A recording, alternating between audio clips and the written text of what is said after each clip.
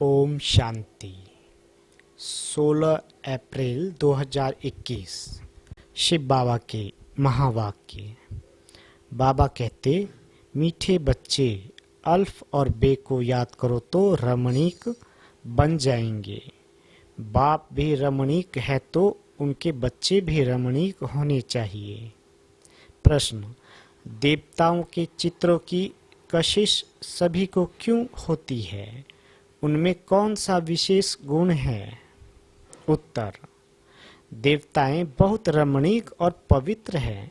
रमणीकता के कारण उनके चित्रों की भी कशिश होती है। देवताओं में पवित्रता का विशेष गुण है, जिस गुण के कारण ही अपवित्र मनुष्य झुकते रहते हैं। रमणीक वही बनते जिनमें सर्व दैवी गुण हैं, जो सदा खुश रहते हैं। ओम शांति। आत्माएं और परमात्मा का मेला कितना वंडरफुल है। बाबा कहते, ऐसे बेहद के बाप के तुम सब बच्चे हो तो बच्चे भी कितने रमणीक होने चाहिए। देवताएं भी रमणीक हैं न, परंतु राजधानी है बहुत बड़ी। सब एक रस रमणीक हो नहीं सकते। फिर भी कोई कोई बच्चे बहुत रमणीक हैं। जरूर रमणीक कौन होते हैं? जो सदैव खुशी में रहते हैं, जिनमें दैवी गुण हैं। ये राधे कृष्ण आदि रमणीक है ना। उन्हों में बहुत बहुत कशिश है। कौन सी कशिश है?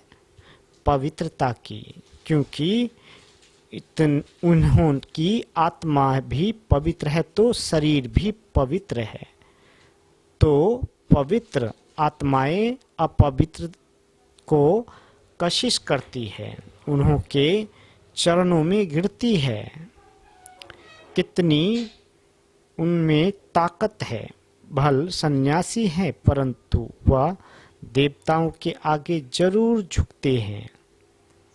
भल कोई कोई बहुत घमंडी होते हैं, फिर भी देवताओं के आगे अथवा शिव के आगे झुकेंगे जरूर।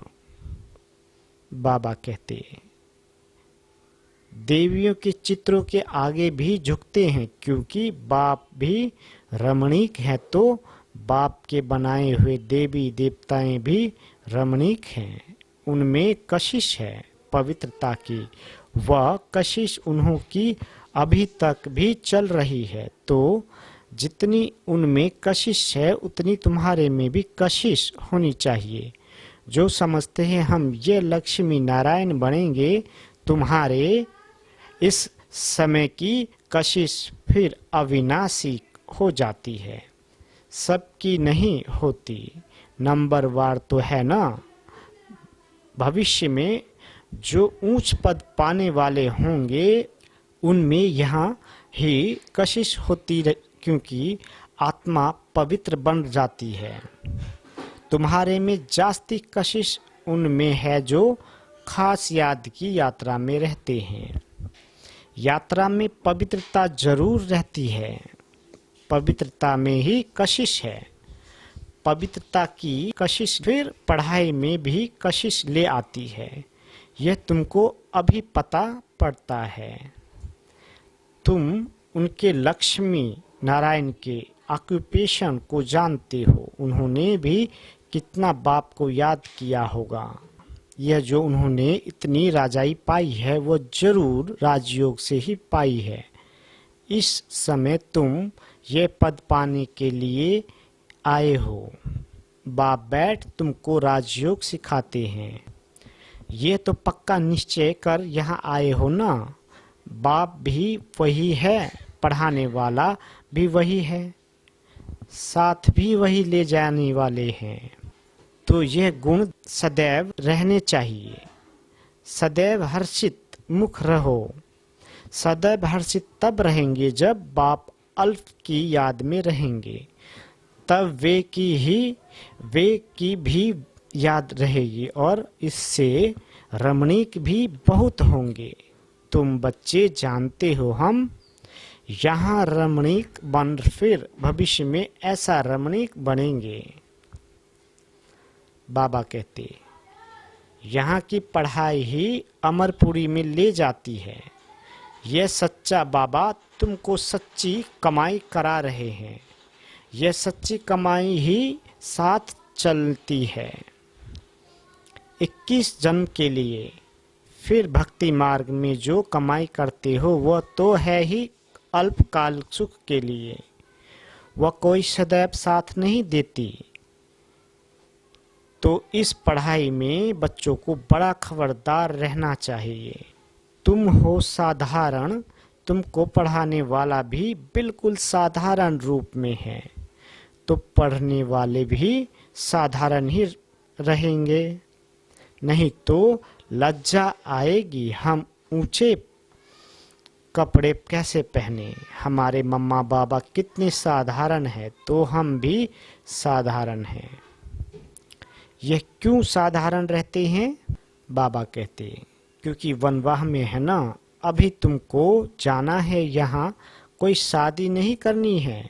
वो लोग जब शादी करते हैं तो कुंवारी वनवाह में रहती है, मैले कपड़े पहनती है, तेल आदि लगाती है, क्योंकि ससुर घर जाती है।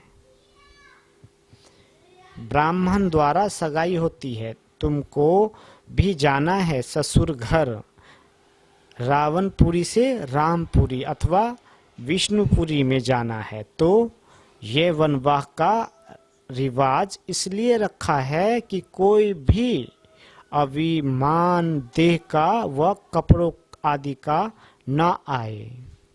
किसी को हल्की साड़ी है, दूसरे को देखते हैं कि इनके पास तो ऊंची साड़ी है, तो ख्याल चलता है, सोचते हैं कि यह तो वनवाह में है नहीं। लेकिन तुम वनवाह में ऐसे साधारण रहते हुए कोई को इतना ऊंचा ज्ञान दो, इतना नशा चढ़ा हुआ हो तो उससे भी तीर लग जाए।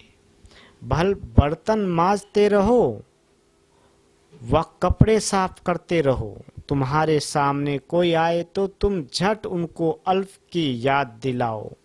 बाबा कहते, तुमको वह नशा चढ़ा हुआ हो और सादे कपड़ों में बैठ किसी को नॉलेज देंगे तो वह भी वंडर खाएंगे, इनमें इतना ऊंच ज्ञान है।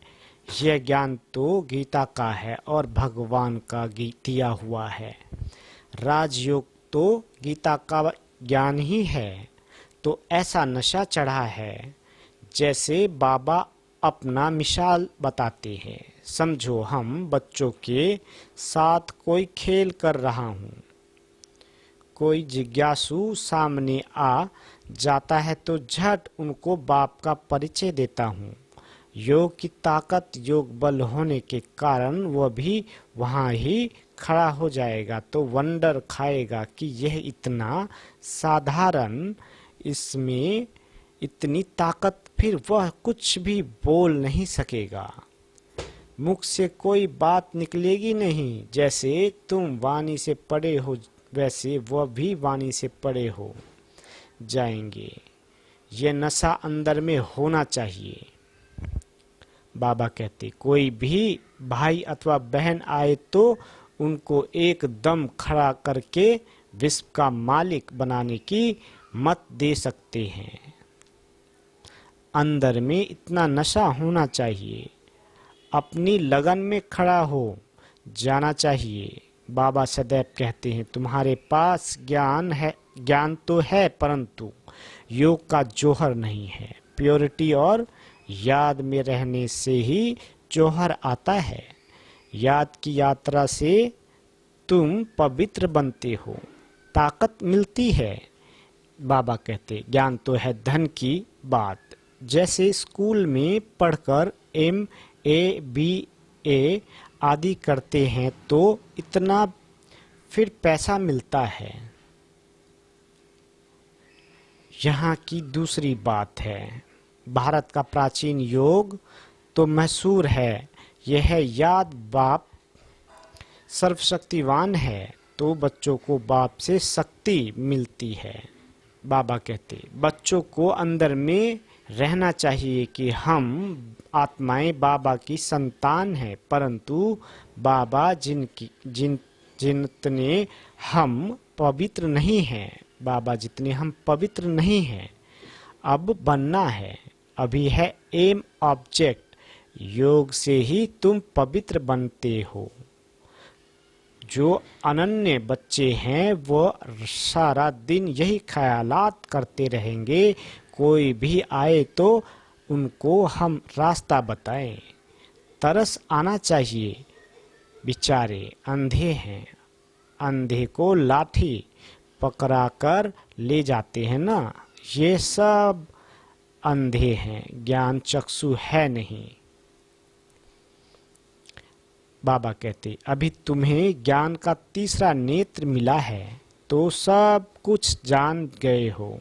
सारे सृष्टि के आदि मध्य अंत को हम अभी जानते हैं। ये सब भक्ति मार्ग की बातें हैं। तुमको पहले भी पता था क्या कि hear no evil see no evil. ये चित्र क्यों बनाया है? दुनिया में कोई भी इनका अर्थ नहीं समझते, तुम अभी जानते हो। जैसे बाप नॉलेजफुल है, तुम उनके बच्चे भी अब नॉलेजफुल बन रहे हो।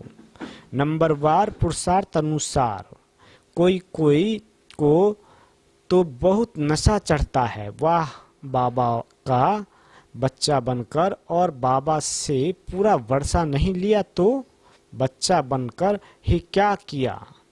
रोज रात को अपना पोता मेल देखना है। बाबा व्यापारी है ना, व्यापारियों को पोता मेल निकालना सहज होता है। गवर्नमेंट सर्वेंट को पोता मेल निकालना नहीं आता है, न वो सौदागर होते हैं। व्यापारी लोग अच्छा समझेंगे तुम व्यापारी हो, तुम अपने नफे नुकसान को समझते हो। रोज खाता देखो, मुरादी संभालो, घाटा है वह फायदा है। सौदागर हो ना, गायन है ना, बाबा सौदागर रत्नागर है, अविनाशी ज्ञान रत्नों का सौदा देते हैं, यह भी तुम जानते हो। नंबरवार पुरुषार्थ अनुसार सब कोई सुदूर बुद्धि नहीं है, एक कान से सुनते हैं फिर दूसरे से निकल जाता है। बाबा कहते झोली में छेद से निकल जाता है, झोली भरती नहीं है। बाप कहते हैं धन दिए धन ना खुटे, अविनाशी ज्ञान रतन है ना। बाप है रूप बसंत, आत्मा तो है उनमें ज्ञान है। तुम उनके बच्चे भी रूप बसंत हो, आत्मा में नॉलेज भरी जाती है। उनका रूप है भल, आत्मा छोटी है, रूप तो है ना। उनको जाना जाता है, पर परमात्मा को भी जाना जाता है। सोमनाथ की भक्ति करते हैं तो इतने छोटे स्टार की क्या पूजा करेंगे? पूजा के लिए कितने लिंग बनाते हैं। शिवलिंग छत जितना बड़ा भी बनाते हैं। यूं तो है छोटा, परंतु मर्तबा तो ऊंच है ना। बाप ने कल पहले भी कहा था कि इन जब तप आदि से कोई प्राप्ति नहीं होती है। ये सब करते नीचे ही गिरते जाते हैं, सीढ़ी नीचे ही उतरते हैं। तुम्हारी तो अब चढ़ती कला है। तुम ब्राह्मण पहले नंबर के जिन हो। कहानी है ना, जिनने कहा हमको काम नहीं देंगे तो खा जाएंगे, तो उनको काम दिया, सीढ़ी चढ़ो और उतरो, तो उनको काम मिल गया। बाबा ने भी कहा है कि यह बेहद की सीढ़ी तुम उतरते हो फिर चढ़ते हो। तुम भी फुल सीढ़ी उतरते हो और चढ़ते हो। जिन तुम हो, दूसरे कोई फुल सीढ़ी नहीं उतरते हैं। फुल सीढ़ी का ज्ञान पाने से तुम कितना ऊंच पद पाते हो, फिर उतरते हो, चढ़ते हो। बाप कहते हैं, मैं तुम्हारा बाप हूँ। तुम मुझे पतित पावन कहते हो ना, मैं सर्वशक्तिवान ऑलमाइटी हूँ, क्योंकि मेरी आत्मा सदैव 100% पवित्र रहती है। मैं बिंदी रूप अथॉरिटी हूँ। सब शास्त्रों का राज जानता हूँ। यह कितना वंडर है, यह सब वंडरफुल ज्ञान है। ऐसे कभी सुना नहीं होगा कि आत्मा में 84 जन्मों का अविनाशी पाठ है। बाबा कहते, वह कभी घिसता नहीं है, चलता ही आता है। 84 जन्मों का चक्र फिरता आता है। 84 जन्मों का रिकॉर्ड भरा हुआ है। इतनी छोटी आत्मा में इतना ज्ञान है। बाबा में भी है तो तुम बच्चों में भी है। कितना पाठ बजाते हैं। ये पाठ अभी मिटने, बाबा कहते, ये पाठ कभी मिटने का नहीं है। आत्मा इन आँखों से देखने में नहीं आती है बिंदी। बाबा भी कहते हैं, मैं ऐसा बिंदी हूँ। यह भी तुम बच्चे अब समझते हो। तुम हो बेहद के त्यागी और राज ऋषि। कितना नशा चढ़ना चाहिए। राज ऋषि बिल्कुल पवित्र रहते हैं।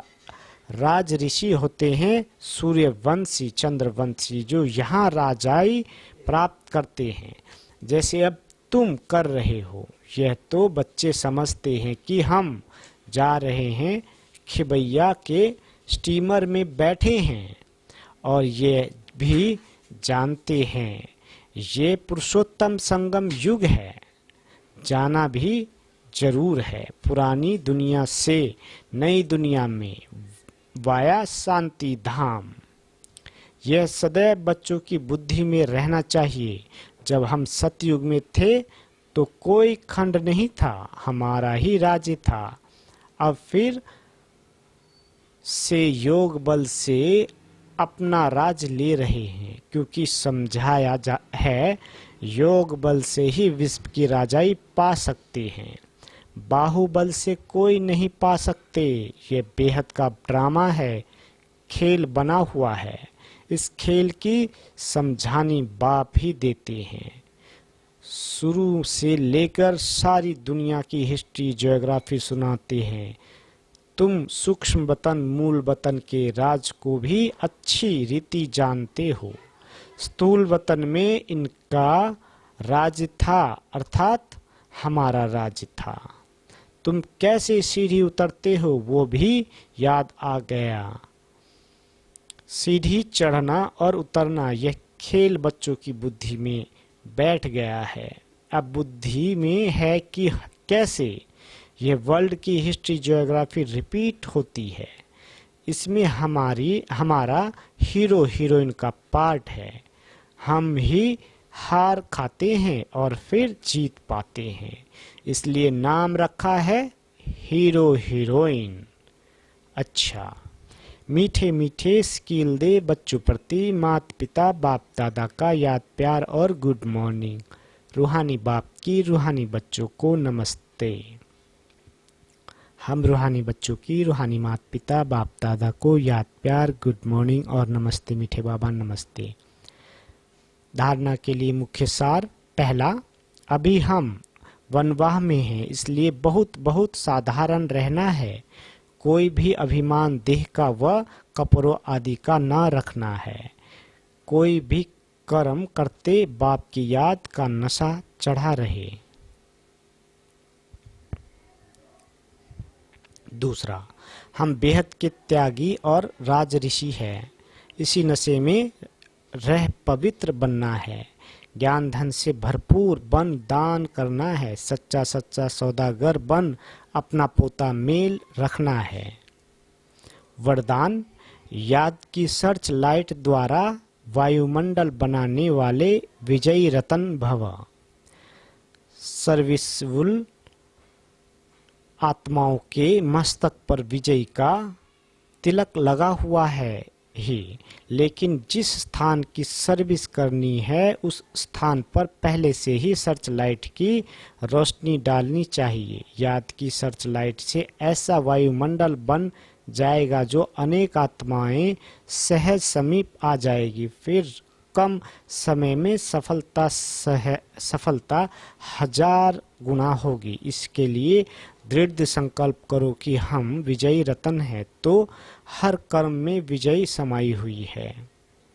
स्लोगन: जो सेवा स्वयं को व दूसरों को डिस्टर्ब करे वो सेवा नहीं, बोझ है। ओम शांति।